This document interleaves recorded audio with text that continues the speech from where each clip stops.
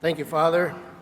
You have to bear with me. This testimony business is new territory because, like you, I'm one of you, so this is new for me. I'm going to give a testimony about being a shepherd and how, as men, we're called to be shepherds to not only our wives, if we have one, but our kids and to others, both by deed and by prayer. My last name is Rother, Aaron Rother. I'm not sure if everyone's here has heard of Blessed Stanley Rother, but Blessed Stanley was martyred in the early 80s in Guatemala. He's a third cousin to my dad, so his story resonates really true. In fact, I wasn't familiar with his story until shortly after I was married, which I'll get into in a moment. A little bit about my faith journey. Grew up Catholic, grew up outside of Vermilion, out in the country. Then I met my wife Danielle, who was Lutheran, so was Catholic boy meets Lutheran girl, trying to figure things out. And we went the non-denominational route for several years.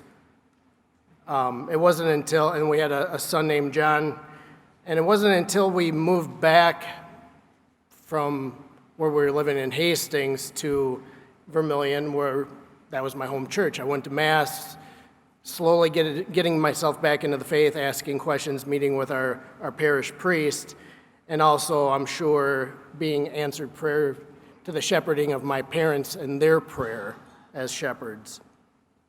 But in doing so, I was asking questions about my faith, whether it's the Eucharist, the sacraments, my faith walk. And in doing so, shepherding my wife, who was still a Protestant, non-Catholic, and still had challenges with Catholicism. You know, just what was the meaning of Mary? Why do we worship Mary? You know, we've all heard this time and time again. Well, after some patient, prayerful shepherding on my part, which wasn't of my doing, my wife celebrated her one-year anniversary of being Catholic a little over a year ago.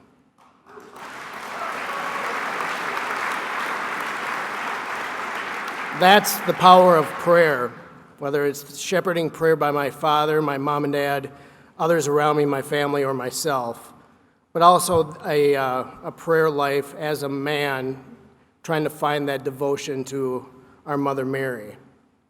Fast forward to this past June when my wife and I and our seven-year-old son, John, did the proverbial trip to Wisconsin Dells, water slides, the whole 9 yards. We made a little side trip to the Shrine of Our Lady of Guadalupe in La Crosse, which was really a neat journey for my wife as a relatively new Catholic trying to build a relationship with the Virgin Mary. And it wasn't until about 3 months ago that she told me this antidote, her own story of answered prayer. But while we were at the shrine, we were at the Mother of Good Counsel votive chapel, and we had been praying for another child for 7.5 years since John. And while we were at the votive chapel, and she didn't tell me this until about 3 months ago, she made a prayer intention, a donation, lit a candle, the whole 9 yards, and was steeped in prayer in that moment for another child. Within 6 weeks, we were pregnant.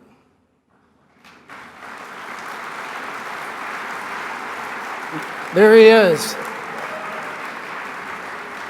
That's the power of prayer, especially with my wife as a new believer, developing a relationship with the Virgin Mary. So I just wanted to bring that story to the group here and really call on us to look for shepherding opportunities as men, to those around us, in both what we do by deed, by acts of service, modeling our Catholic faith to others, but also by prayer. And by doing so, it'll lead to a miraculous life. Thank you.